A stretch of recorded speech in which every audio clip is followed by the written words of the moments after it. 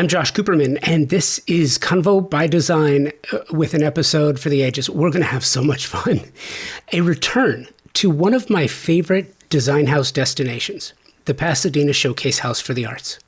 The Pasadena Showcase is an institution going on, I think it's 60 years, with a reputation for exquisite design, playful and fun ideas in fun and unexpected spaces, in remarkable homes, and some of the best design talent around, competing and collaborating to see who can be the showstopper, but always for the betterment of the whole project.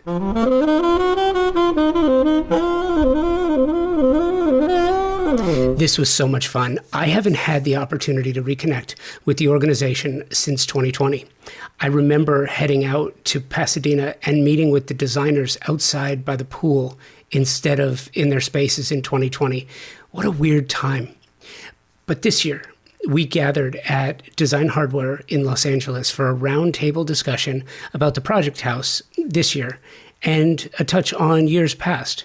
I was joined by Margaret Lalikian of Margaret Lalikian Design and Decor, Rachel Scheff of Rachel Scheff Design Studio, Rebecca Hansen of Rebecca J. Hansen, Ashleigh Miranda of AYM Interiors, Shari Tipich. If you've listened to the show for a while, you know how I feel about Shari Tipich, Decorative Design and Artistry founder Shari Tipich. She is amazing. She is a friend. She is incredibly talented. And I am just so fond of her that I love, it is just joyful for me anytime I get to have her on the show because I get to share her with you. She's amazing. And Stephen Cordrey of Cordrey Collection, who I just got to meet him for the first time this year, as well as Ashleigh, Rebecca, and Rachel, and Margaret. So much fun. I just love this. This was a really fun conversation, and you're going to hear all about it right after this. I am just incredibly proud of this partnership I've got with Thermosol. They have been presenting partners of Convo by Design going on 5 years now. And there is a certain amount of pride that comes with saying that the show is presented by the company that is the best in the world at what they do.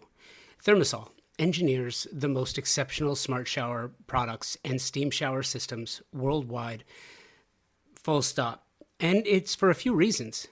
First of all, they were the first company to design and patent the technology here in the United States, dating back to 1958. Thermosol, a U.S.-based manufacturer based in Round Rock, Texas, employs an engineering team that designs, tests, and continuously refines the product.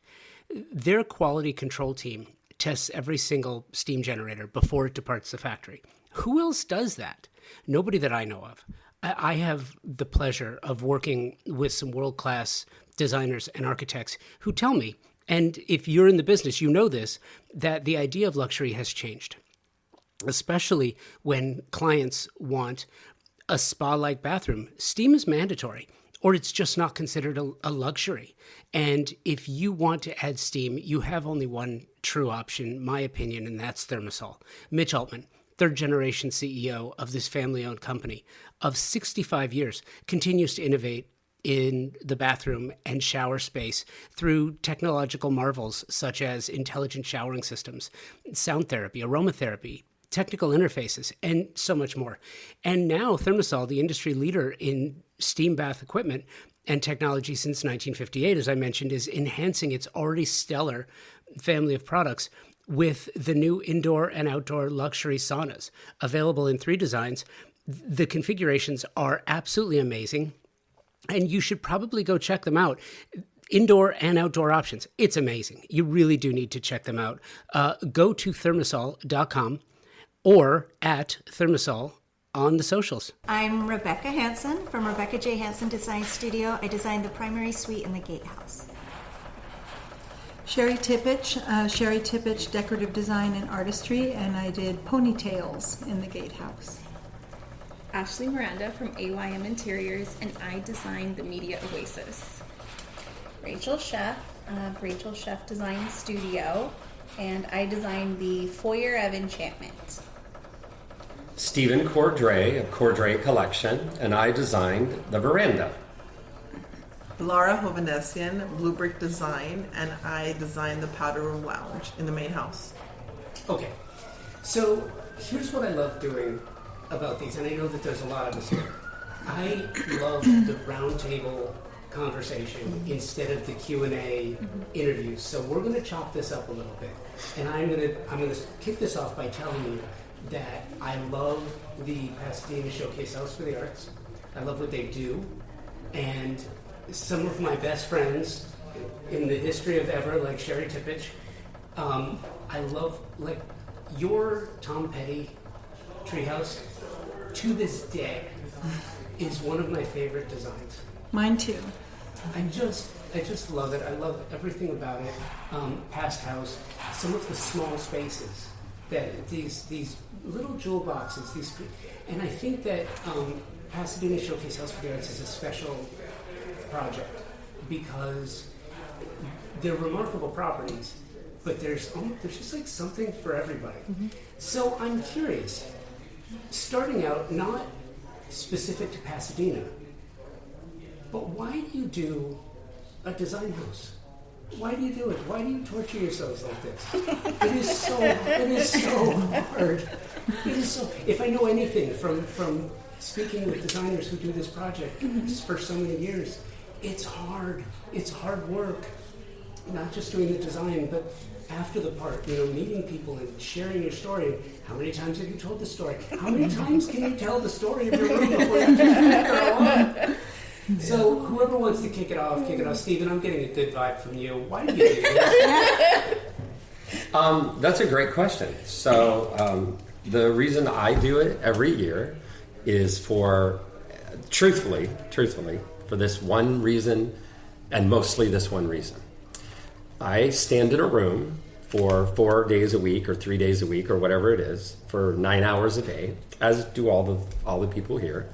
And as a working designer of 32 years, we, in our profession, rarely, shockingly, I really don't think people think this is something that happens, but it is true. We rarely are complimented.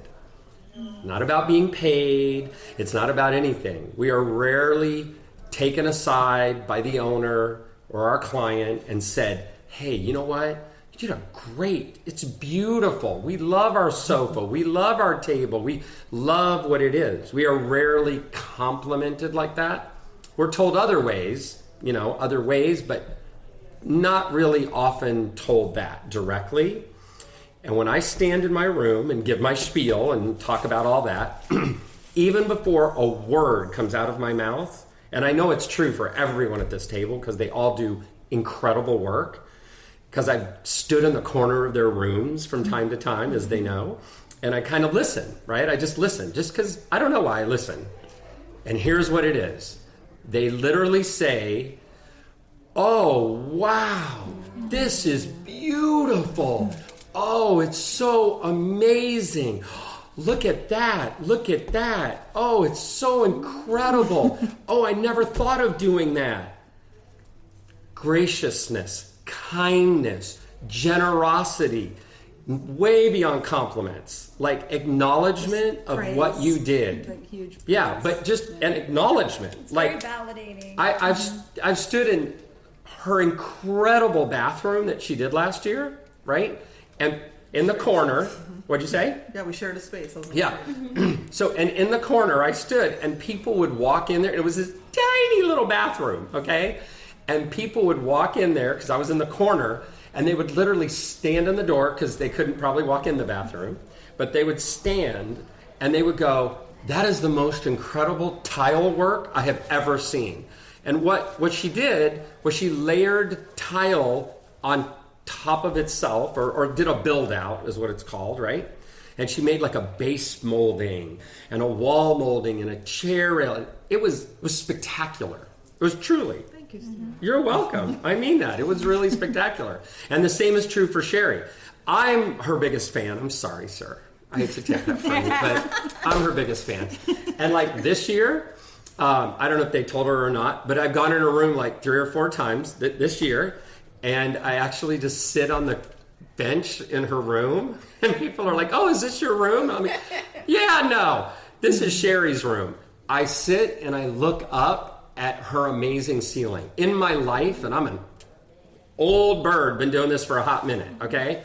I have never seen a artist as incredible as her. Really, honest to God. It's true. Thank you. Her leaves, the horses and everything is beautiful in this room, but the way she did the leaves, it's literally, if you just sit in her room, it's literally like you're in this oak forest. You're in it, yeah. Yeah, with horses around you. It's like a tapestry. It's spectacular. Thank you. Same thing for your relaxation room, right? That's what I would call it. But media It's room. so relaxing. But I it's was having like the most stressful day, and I just like walked in. I was Thank like, I you. need a break, and I went and sat in Ashleigh's room for like 30 minutes, and I was so chill afterwards. Like it's the smell. yes. The lighting in it is really well done, and the color of the walls is like also very soothing. And there's some rooms that are really over the top, and mine is one of them.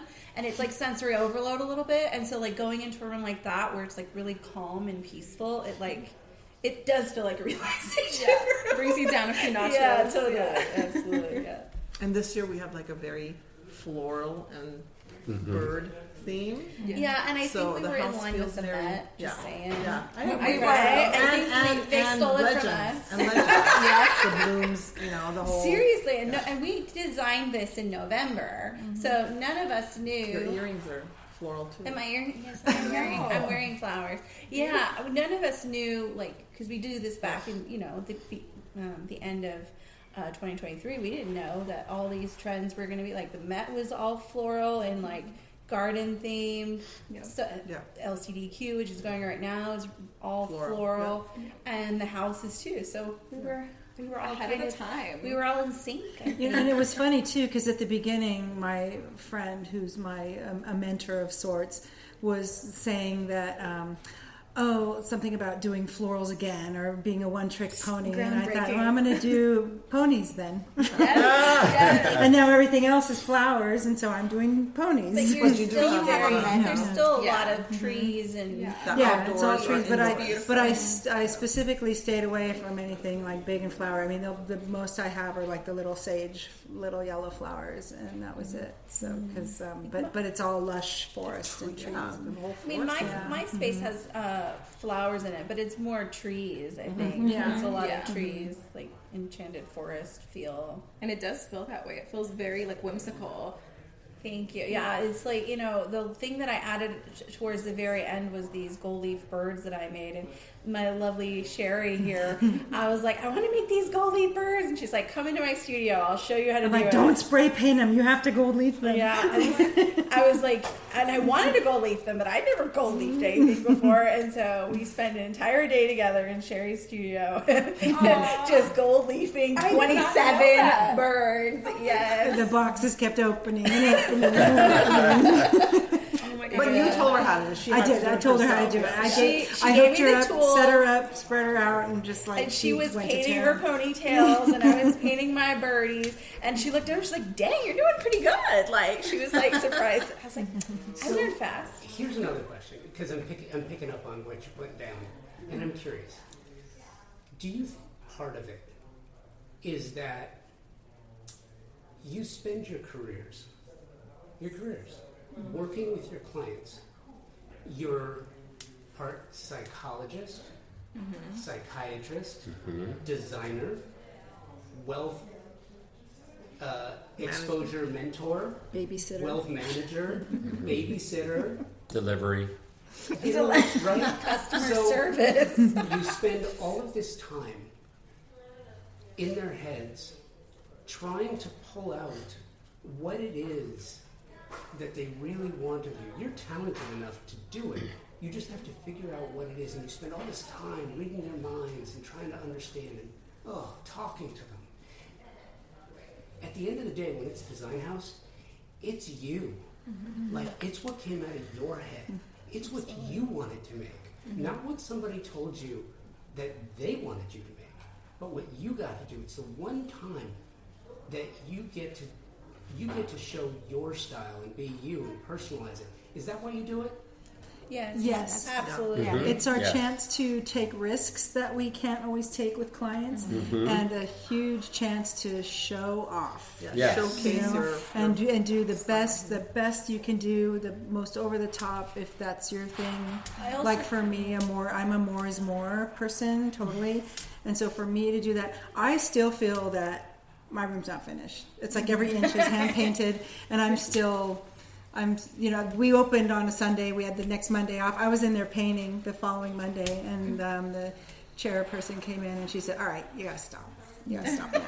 And Shari and I are kind of opposite. I'm more minimal, and I really wanted people to come in and feel my room. My room was all about the energy. So that's the only way I could really, I can't write it down, I can't show it in a presentation, but if a client comes in, they could feel it. And that's probably been the biggest compliment of my room. Yeah, your space is very clean, airy, It's fresh. and very tranquil. And I Yeah. love the green Venetian plaster in the bathroom. It's really beautiful. Yeah, I would say for me, I am blessed to have a lot of clients and a lot of projects, but what happens to some of us, especially when my business is only 2 years old, so when you're starting out, I've been a designer for almost 10 years, but firm 2 years, and when you're starting your own business, you pretty much take every project that comes your way because you have to pay the bills. And what ends up happening many times is you end up working with people who are looking at the trends, which is basically white, black, beige, and it's just like 50 shades of neutral, and it's pretty, and I create those spaces all the time, but it can get very repetitive. And as a creative, I'm a designer, I'm an interior designer and a production designer, and I really wanted to create a show. And so being able to do, like Shari was saying, something over the top that's just your creation, and to your point, like not having to be told what to do by a client, just being able to create whatever you want and put your ideas out there and be appreciated for that is like something you could probably only get done at a showcase house. One of the other things that I spend a lot of time talking to people about as it relates to design houses is this idea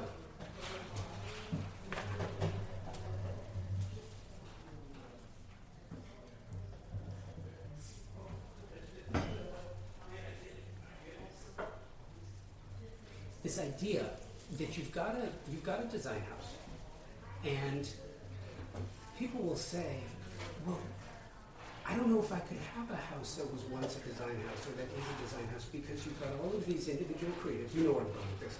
You've got all these individual creatives, and every room is going to be different, and they're all going to clash with each other, and they're not going to make sense, and they're not going to... And you know what? As many design houses as I've covered, as many designers as I've spoken to, I can't explain how this happens or why, but it all seems to make sense. I mean, I remember a couple of years ago, Studio Akiko, in that small room upstairs with the monkeys smoking and drinking. And bras hanging off. the And wall. bras hanging off. And it was great. It was really cool. And I was like, that is genius. It is genius. But it didn't clash with Joey Ramirez's incredible space. People loved that house. It worked. It all made sense. There was A, do you worry about it? And B, can you help me understand why that never seems to happen? Rachel and I, it's so funny because we have the birds. Well, a lot of us have some bird A lot theme. of us have birds in our spaces, And it wasn't no one discussed. talks to each other. No. And I'm none in of a us. separate, because the gatehouse and the main house is pretty separate from each other. So when they come in my room, they say, the birds. So they're excited to see birds There's on the birds wall. in Steven's room too. Yeah, so So there's, she has peacocks in her entry. I have peacocks in my room. I have cranes in mine. You And have then there's- hummingbirds. I have hummingbirds. And I have the swallows or dogs on the Yeah. wall. And then the colors too. Well, Well, Yeah. we're given the color palette. I think that partly helps because I we're all agree. given a color palette, and most of the designers that do these show houses are some of the best designers in Los Angeles, and they can see the architecture and the period of the home. And I think that's why we all end up doing some things that, even though they're very different, they all tie together because we're all respecting the history of the home, also the color palette we're given, and I think that's why it kind of flows, even though it's all very different. And this year's color palette was really extensive. I mean, it had pretty much everything. I saw where people were going more with the neutrals, reds and blues and stuff, so I veered out and I went just with the plums, olives and golds, and I stuck strictly to that. And so it has like a touch of fall, but just mostly just lush like tapestry colors. And I didn't see much of those three going on anywhere else. That's what I really liked about it too, is that they gave us a broad range of colors, but you could go off and have like your little sub palette. Yes, they gave us cools, neutrals, and then like the rich reds and purples. So you really could pick. And it pretty much seems from like anywhere. everybody had a gold accent in their rooms, and that gold kind of ties everybody's rooms together too. I think that every, like, the designers, when you walk through the house, you don't realize it. As I do have friends who come to, like, every room is so different. Like, this doesn't go with that doesn't go with that. But I always say, like, each room is just really a showroom that represents the designer style or whatever they're selling in their own showrooms. Once all that furniture is gone, you're left with the bare walls, like with my wallpaper, whatever. That all goes together. That makes sense. And we had a very kind homeowner this year. Oh, yeah. And she Amazing. basically let us, that's why this year I think is so varied in styles, because she let us do whatever. She was really so did. okay with it, which made us even more creative. And She's always at the house too. I think she loves seeing Yeah, everyone she loves there, it, and yeah. she loves seeing people like enjoying the house. And every time I see her, she's just like smiling from ear to ear. Yes. And I think it's also much like when someone says something out of left field with a lot of confidence, you just kind of brush it off like it either is what it is or you're crazy. And I think that's how people feel about the house. They're either like, this is way too much, or we're presenting this with confidence. It is what it is, and we're here for it. Yeah, well, I kind of feel like if somebody wants to see a cohesive house, they should go to an open house. Like, you go to the showroom to see show. a model. Yes. You It's in want the to work. see a show. You And want so to see. I want to comment on that because I got asked that question just 5 to 10 times in the last 4 or 5 days that I've been there. So that is brilliant. You said that. I thought it was just me. No. So I love somebody the came different and design. they said this comment that you're talking about. Well, blah, blah, blah, blah, blah, doesn't blah, blah, blah. And the other one didn't. And the other year, and I don't understand, and this, that, and the other. And that's exactly what I said. Nicely. Yes. But you nailed it. You hit the nail right on the head. And here's what it is. If you wanted it to look like this goes with that, which goes with that, which goes with that, and here's the key, this is what I told them, and you're able to see yourself in it, yourself in the house, that's a model home or an open house. Yes. This is not that. This is an expression of us as artists showing you what we create. And then I use this. Yes, I did. I use this reference. I said, so when you go to Stagecoach, are you going there to hear the same song sung 3 different ways? Like the same artist? No, you're not. You're there to hear every artist's interpretation of their art and their music. Yeah, you're there for the experience. That's right. Like I was saying with my room, it's about feeling, but you go to Sherry's room, and sometimes she's doing karaoke with the people. Oh, she I mean, that's is. time of her life. Sherry does great karaoke. Because it's a horse theme, so every year I make a soundtrack, and so it's all vintage country storytelling, Americana, because the theme is the wild Mustangs and how they're under threat and everything, and so there's a little bit of everything, a little bit of patriotism. So we do sing-alongs. I have that playing, and so if I have the right amount of people and I get the right vibe. So we've had Lucille, we've had This Land Is Your Land. So it's all like songs that people that know. It's so fun to watch across the hallway. I always look at her because she's I like, get my phone out. I had 6 Chinese ladies singing Rhinestone Cowboy. She did. And It was really good. hilarious. It was hilarious. But so then when they left, one of them ran back up and started again. So it's a very interactive. I have a painted floor, so I encourage dancing and stuff too. So I try to make my space as friendly, interactive, and fun, even though it does have a little bit of a serious message with the horses being under peril.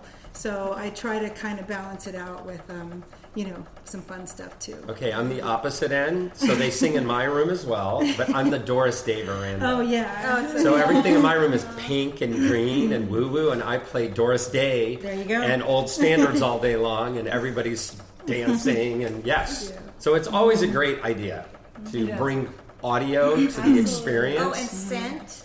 And scent, yes. Music, mine is calming, so I have a piano music playing in the background. Everybody comes and they say, "Oh, where is the masseuse? Where do we get our massage?" And they immediately get into the mood.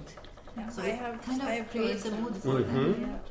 It sounds like I have bird sounds in mine, and it's like a very soothing. And because I have the bird like sculptures on the wall, people kind of they turn around and they're like, "Wait, that's a bird?" And they like trips them up. Well, a it's little neat bit. because they go all the way Yeah, they around. fly- and yeah, it's really a cool effect. Yeah, they fly around. They're literally, there's 26 of them. The room is huge, and they're all around.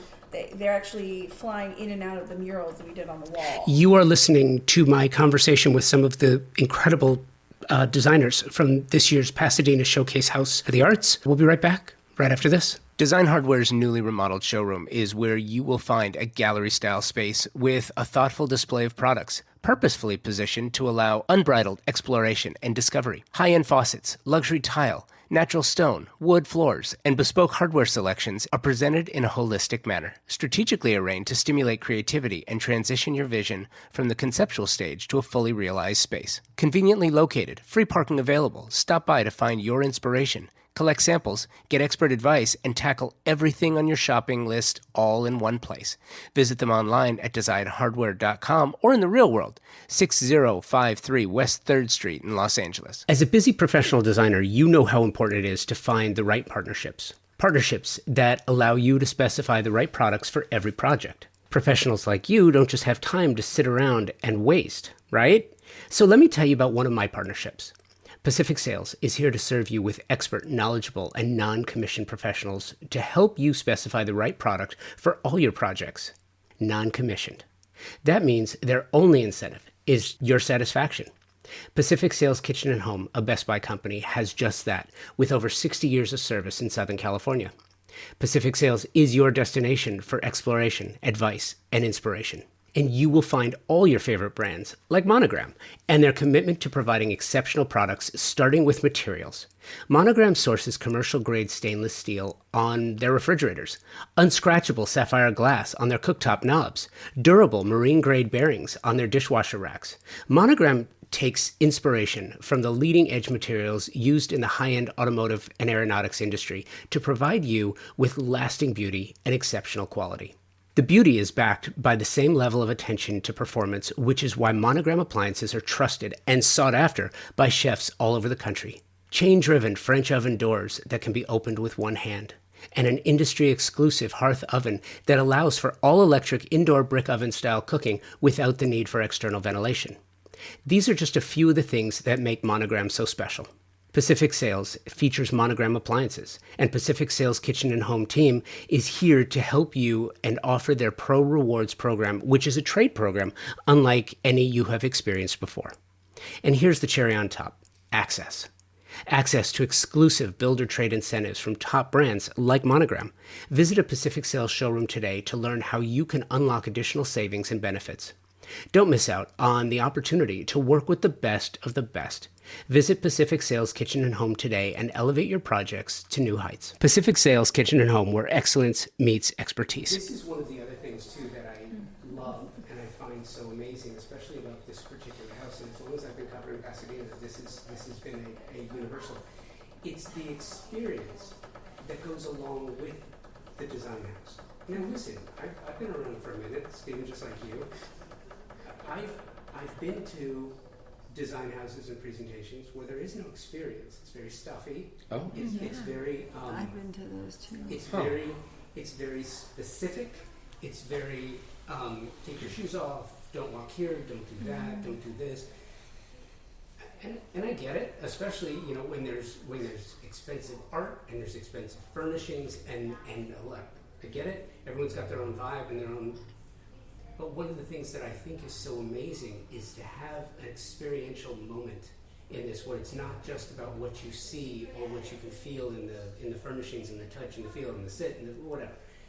But it's about an experience. It's about seeing. It's like, wow, I want to making people wish they could live there. Yeah. You're not in a museum. Yep. Absolutely. How do each of you, and whoever wants to go first, but how do you approach that, and how do you take that same kind of feeling and work it into your clients' projects? That's a good question. Mine is mostly bringing the outdoors in and making you feel like it's somewhere you want to be. I mean, it envelops you. It makes you feel close to something. It tells a story, and because from the treehouse, it was a Tom Petty theme. He had just passed away, and so it was dedicated to his memory. So when people were coming to visit, and I would say that, the stories started coming. It was Tom Petty used to drive our kids to carpool. My brother was a roadie. My sister sat next to him on a plane, and he gave her this ring that belonged to so-and-so. I mean, the stories started coming out, and then the emotions and the tears. So from that year on, 2018, I decided to make it not a goal to make people cry, but to evoke emotion, stir a memory, and tell a story. And that's what I do every time now. Yeah, in my room, it's so funny. I didn't realize this was going to happen, but I have a little nook in like an attic kind of crawl space in my closet.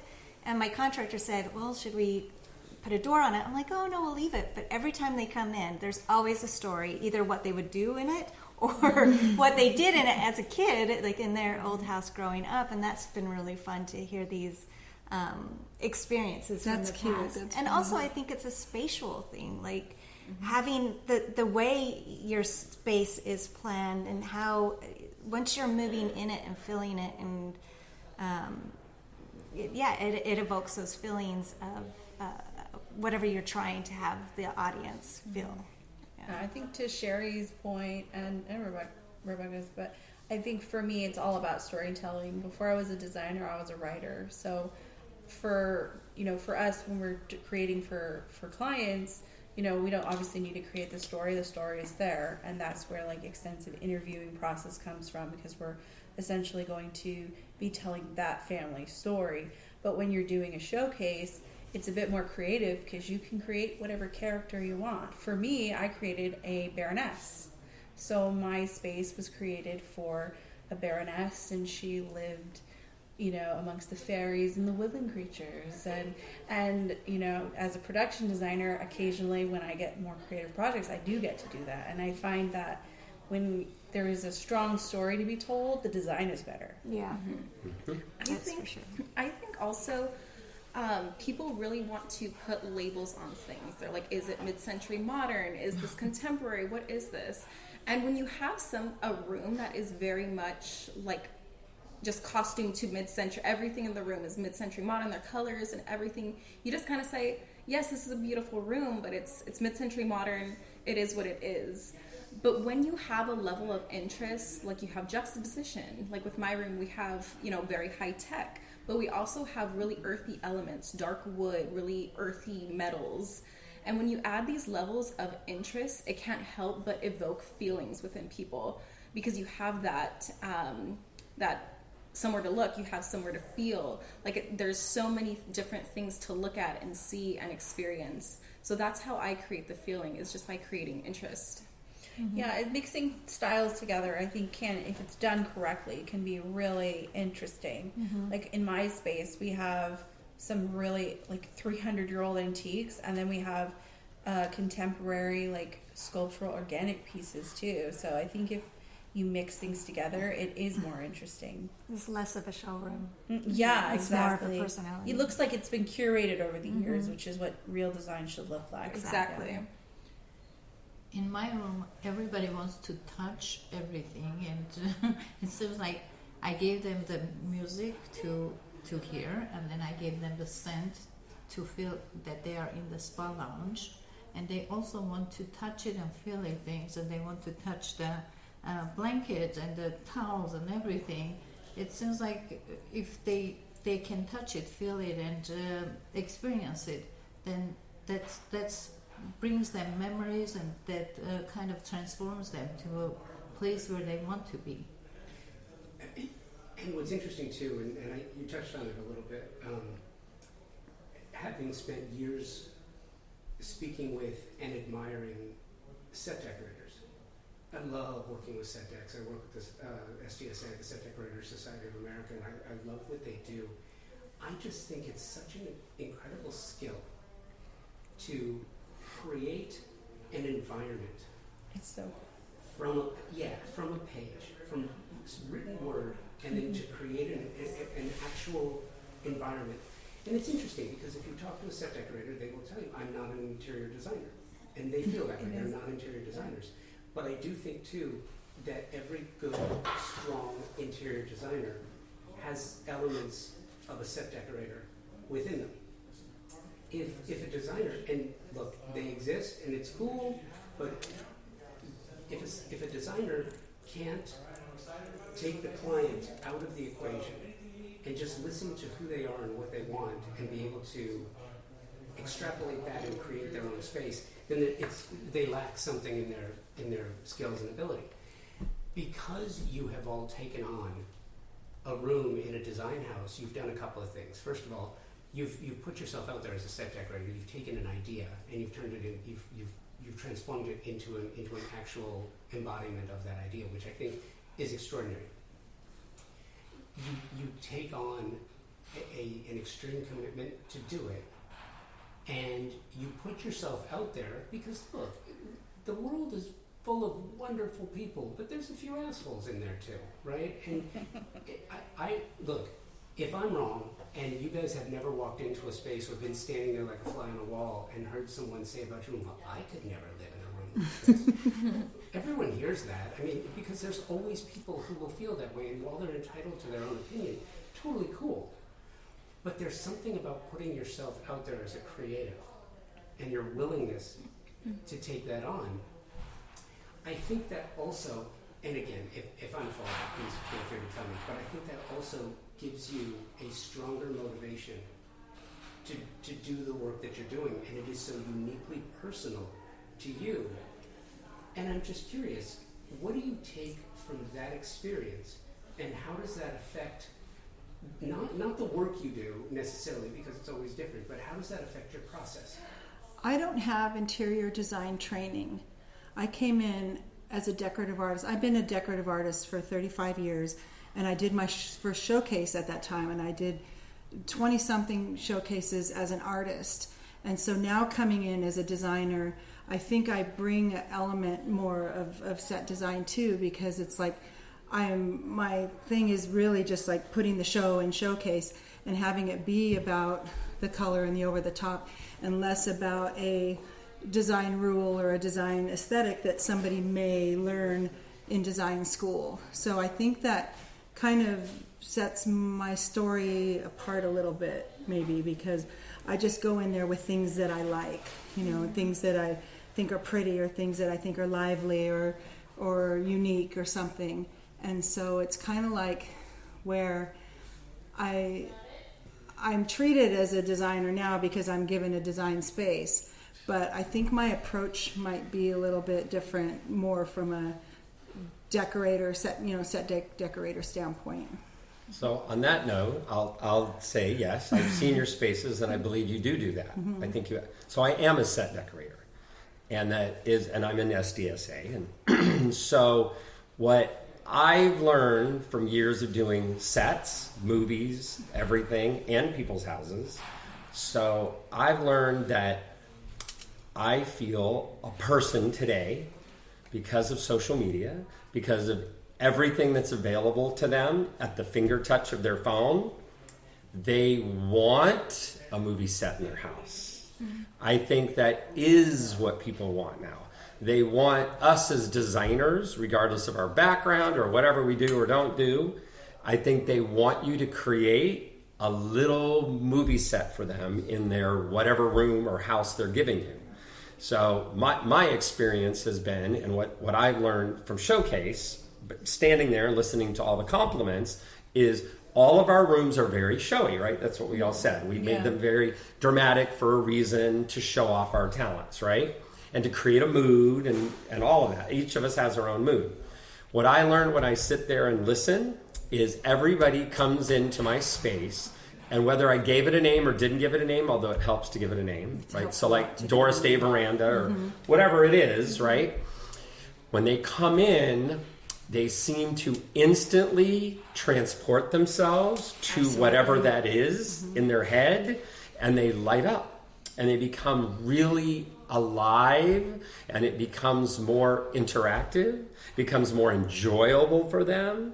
So in my business practice, separate from doing movies or television as a set decorator, designer, when I do people's houses, they use that same technique to get that result from me as a designer, so that, and this is what I've seen, so that when their friends come over and their family comes over for dinner or whatever, the report back to me is everybody loved the da-da-da-da you did, or the na-na-na-na you did, or the giant table, or the amazing whatever it is.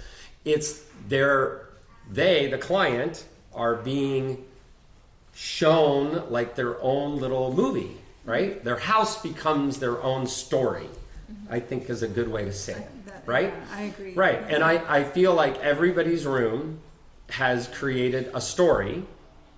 And back to what you said earlier about when people go from room to room and they think they don't connect, what I've seen is when people go from room to room, they get a different story that they get to involve themselves in when they go from room to room. And I kind of feel like people really enjoy that, rather than the monochromatic, monotone, not show house, but model home that we spoke of earlier.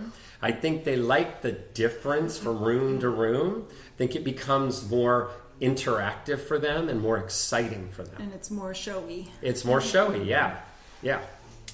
And they are very much interested in the stories, how you came up with the concept, what inspired you, why did you do this way, or why did you edit this? So they ask questions, and they are very legitimate questions. It's like they are very educated nowadays, and they know what to ask. They know how to engage in conversation where you start telling the story. Like in my room, I have a big, huge tree, which inspired me. The story of the house inspired me to put a big, huge tree in my house, in my space, and that opens up a conversation. And we start talking about the tree, what inspired me, why did I do things the way I did. It's kind of interesting to see their input, and I'm getting a lot of good compliments saying that you nailed it, you did it. I mean, it's very, very fulfilling, and I'm enjoying doing this showcase house. That's the most important part, just to feel fulfilled, and the compliments does it. What is the trick for a design? Let's say a designer is listening who's always been sort of apprehensive, reticent, afraid to do a design house. What is the trick? Because it's a lot of time, it's a lot of work, it's a lot of money. That's the one I was like, A lot of money. What is the way that you get it to pay off for you? And exposure aside, what is the way to get new clients out of a design house? Talking to everyone, being Everybody. present, Being there. present. Yes. So don't do it if you're not going to be there. Right. That's all right. the To time. be there, you have to get And, postcards made. Not business. You can give out business cards, but A visual. a big postcard with a picture of your room, because That's right. you can't rely on the program. People lose those things. They're also filled with ads, so they don't even know where your page is half the time. So what I did was I did a big postcard and then a QR code on the back, and that QR code takes them to a landing page which I created for the show on my website. So every highlighted item that you really want to sell or showcase is all there, and that has been really, really good, and we would be getting really great traffic to the website. I would say, yeah, but I would also say if you're thinking about it, do it. If you could get your finances in check, but do it. It's just so gratifying. I also call it grad school independent studies. You will never learn this unless you're on your own. I mean, you learn with your clients, but it's kind of nice if you screw up because you're screwing up on yourself. And the pivots always are better. Absolutely. I agree. Yes, anytime there's a mistake and it was supposed to go this way, the other way is 10 times better. I agree 100%. Yeah. Yep. There was a number of times where we initially were going to do something one way, and there was an issue with a sponsor. The painting that's in my room, my original sponsor that I was originally wanting to have not Haddis, but the freestanding painting of, which is is Linda Storm's piece. I was trying to get another artist, and she wanted to do it, but she wasn't available. And the timeline just didn't line up. And I was like, really had my heart set on that, and ended up contacting Singular Art Group, which they've been wanting to work with me for a long time. I got that gorgeous piece within 3 days from them. And that has literally been one of the biggest items that everyone has responded to. And it was not the original idea. So I think, like you said, leaning into just like the flow of things. Like your wallpaper, that wasn't the original, and I love your wallpaper. It ended up being like exactly like the most photographed. Literally, Oh, it's beautiful. Architectural Digest, I'm sure thought so. Yeah. And it was a happy accident. It just worked out. Yeah. And Go ahead. And for me, I got. So there's I should say there's a lot of rules in a show house. So you just need to know that. Okay, we're all talking how free it is. It's not. It's not that free. There's a huge manual and there's a lot of rules. Okay, so of part of what makes it look this one Pasadena Showcase, I think that makes it so cohesive. They're not fun rules, but the rules are smart. They do keep consistent. They do have it kind of flow and work, and they have a really great program. They really do. They really got it down. So for me, I had to buck the rule because I'm that guy, and just like she had to change her thing. So I had some fake items. Excuse me, faux. They were faux plants, and I thought they looked fantastic. And they were like, no, everything has to be real. So just like Rachel said, I had to change in my ceiling. I did this little garlandy cool thing to represent Janice at Sea. That's who provided all my furniture this year.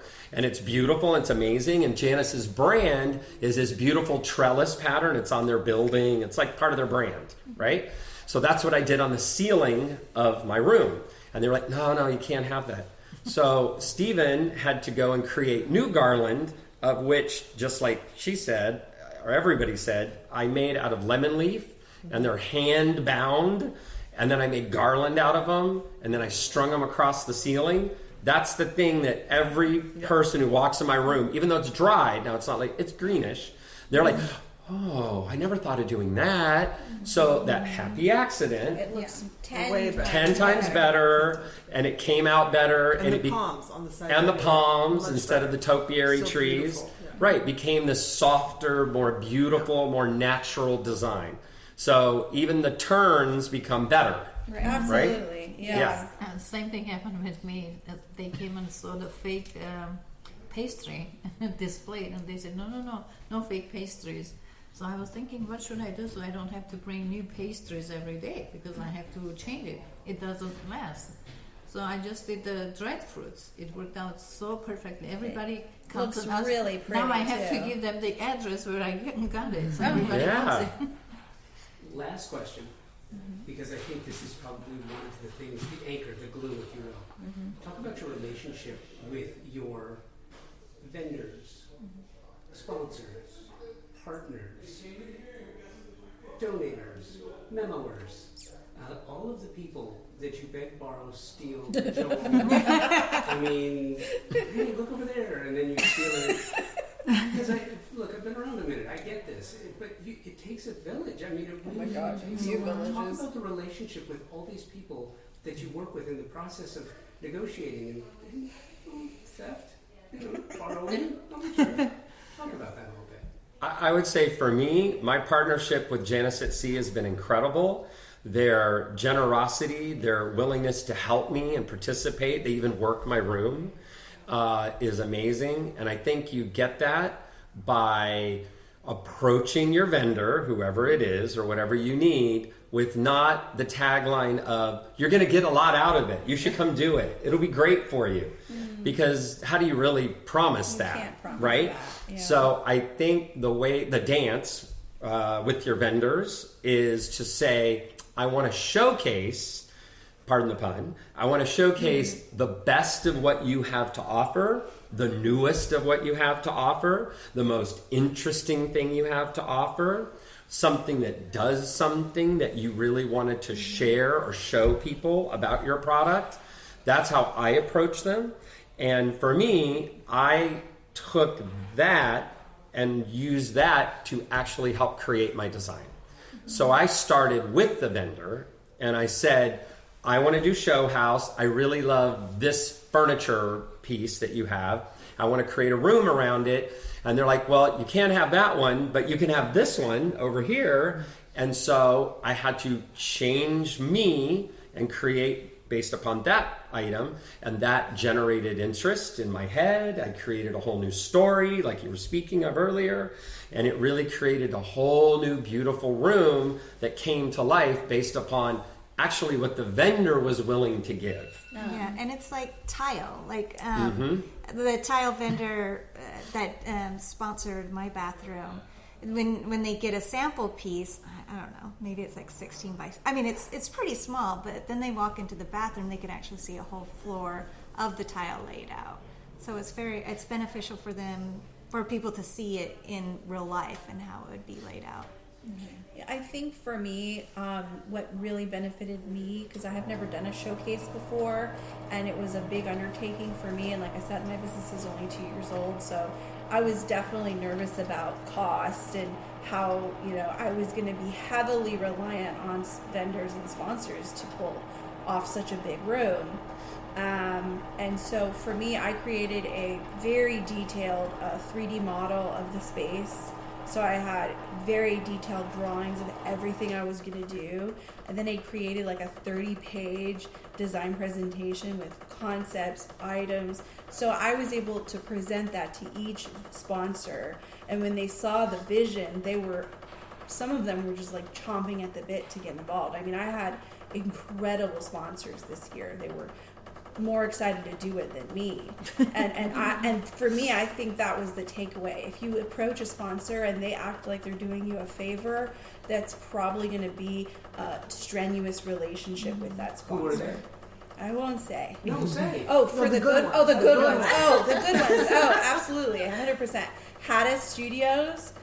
They did my murals. They're absolutely incredible. I gave them like a drawing mock-up of what I wanted, and then they did their own mock-up, which was just like hit it on the head. And then I said, hey, add this. They did it immediately.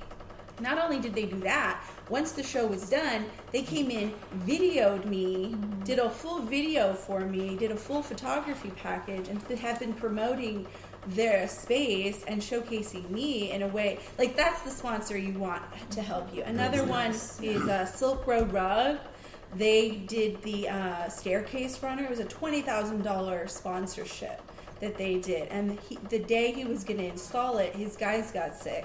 The owner of the company showed up on this giant staircase and worked for about 18 hours straight to make sure that was done perfectly for the show.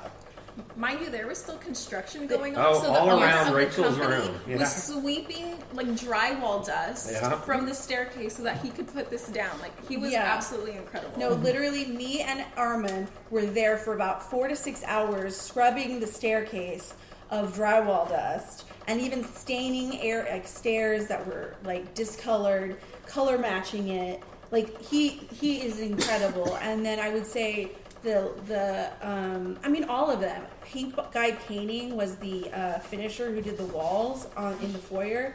He let us use his scaffolding for 2 months. That alone could have been thousands of dollars for us. Oh, that's so nice. He let us use his scaffolding and did a French wash finish on the walls, which is very similar to lime wash. That was also like a $20,000 sponsorship. So I mean, the sponsors really came through in like an incredible way, and I cannot say enough amazing things about them. I'm very grateful with mine too. Besides, one was a little bit of a problem, and this one was always calling me and asking me if I'm going to include her, begged and everything, and you know I included, but I regretted only one. But all of them are very, very grateful for their job. The sofa gallery, the whole team was working just to make my furniture perfect to the size of my room, and they were working so hard.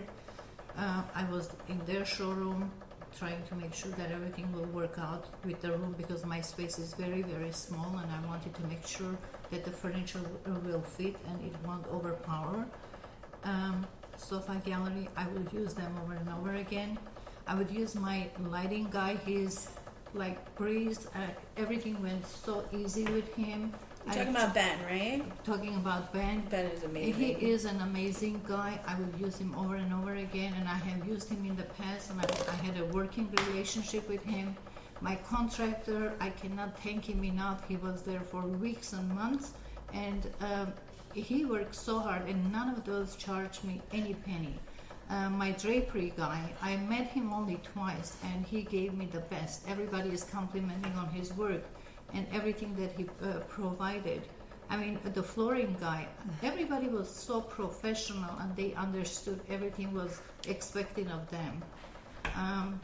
Like she said, if they are pursuing you and they want to work with you, you have to be very careful who you choose in your team. I think somebody who many of us are forgetting right now. I mean, I do most of 95% of everything in my room myself, but Andre's construction, the contractor for the kitchen, Mark Hermogino space was the kitchen, powder room, family room, mud room, and is that it? Well, they're his contractors, but there were one problem after another with electrical things. I needed things done. I needed floors stripped. I went into this also with a broken arm too. So there were things that I couldn't do. And Yvonne and her team jumped in, and when the house looked like Texas Chainsaw Massacre because It really did. I mean, it was like It looked like a bear attack. and this was what just With a few weeks before opening. Right? Yeah. That walls had to be opened up that were already finished, that were already wallpapered, and her Yes. team jumped in. And it was like They no saved problem. it, too. Rachel's space, when she pulled her wall covering off, there were cracks that looked like the Rio Grande going up the wall. I mean, it And was I got a quote for the repair. The first person that came out, they quoted me $11,000 just to repair the wall, and I literally died. It was 2 days into showcase, and they were telling me just to repair the wall it was $11,000. I literally cried. well, they came in. You literally cried. You literally didn't die. I cried. She cried. I was cried, in it. not died. I almost died. This I was- resuscitated her. Yeah, This was 1 out of 6 times talking this one off the ledge. I told Shari, and I was like 2 hour segments on the phone. But Andre's construction, they stepped up. And they were stellar, and I can't say enough good things about them. They pulled it out for They everybody. really saved Showcase. They That- did. That's not an understatement. Right. Yeah, Because there was a contractor that was brought on by the homeowner, and it was no one's fault particularly, but he did it was, and we know who they are. We're just Okay. not saying who they All are. right, I'm Am I going to be right? politically Am I correct right? and say no one's fault. You know what? That is the perfect place to wrap, because it was someone's fault. It was It's someone's always fault. someone's fault. But that's the thing that you do. Yeah. You plan it, you show up, you do the work, and you leave it extraordinary. Yeah. And it makes a difference. And I think Pasadena Showcase House for the Arts is a wonderful cause. I think it's a wonderful organization. And look, not just the fact that I've covered it for years, but I'm also a fan.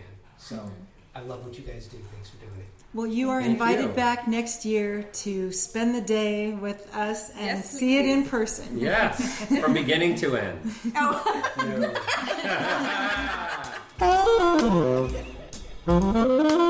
Man, I love this. I have a new sponsor partner on the show that I want to introduce you to if you're not already familiar with them. If you are a specifying designer, architect, landscape architect, or savvy design enthusiast, if you have heard about the quiet luxury movement, this idea of crafting a lifestyle around understated elegance, simplicity, and sophistication, there's more to it than that. And I will add uncomplicated living. Isn't that what we all strive for? I am extremely happy. I'm really thrilled to share a company that embodies all of this, utilizing proprietary technology and a focus on sustainability in their stunningly beautiful products. It's TimberTech. TimberTech is the premium decking company delivering multi-tonal, color blending, and natural wood textures in a product that is virtually indistinguishable from a natural wood product. What does this mean? It means it's everything wood should be. A beautiful look that blends seamlessly with a well-designed space, providing years of enjoyment and performs the way you want it to. No splintering, fading, peeling, cracking, or rotting. I had a wood deck at our Manhattan Beach home, and I gotta tell you, it was exasperating every year doing the random board flip, taking out nails, resetting them, restaining them. It was a complete pain. It was complicated, and I didn't look forward to it. I wish I had TimberTech, because TimberTech is not only uncomplicated, it's beautiful. It comes in over 20 finish options and 9 collections, and 85% of the material is recycled. This is premium decking for your next project.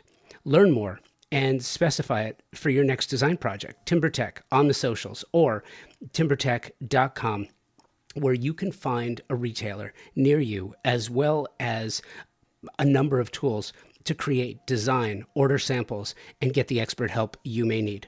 TimberTech is uncomplicated luxury and performs. It's your choice for your next deck project. If you've been listening to the show for a while, you know how I feel about design houses and showcases.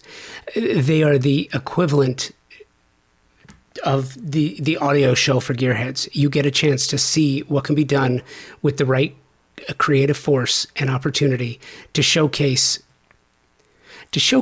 skill without the usual boundaries of ownership. I'm a fan of Pasadena because I am very familiar with them and I appreciate how they operate. And I feel like the designers do as well. This was a roundtable conversation and you got a chance to jump right into it. And I love that. What an amazing group. Love this. Hopefully you did as well. Thank you to all of the amazing creatives who shared of themselves and their work in this year's Pasadena Showcase House for the Arts, as well as those who sat in on this conversation for Convo by Design. Check the show notes to see their work and this remarkable house. Thank you to everyone at the Pasadena Showcase House for the Arts for being so wonderful to work with. Thank you to my incredible partner sponsors, Thermosol, Design Hardware, TimberTech, Pacific Sales, and Monogram for your partnership and support for both Convo by Design and the design trade. It means a lot. Thank you for taking the time out of your busy day to listen, download, and share this show. It means the world to me. Thank you for your email, guest suggestions, and show ideas. Thank you for following and interacting on Instagram at Convo by Design with an X. This support and engagement inspires me to work even harder for you, to find amazing voices in design and incredible stories. Until next week, be well and take today first.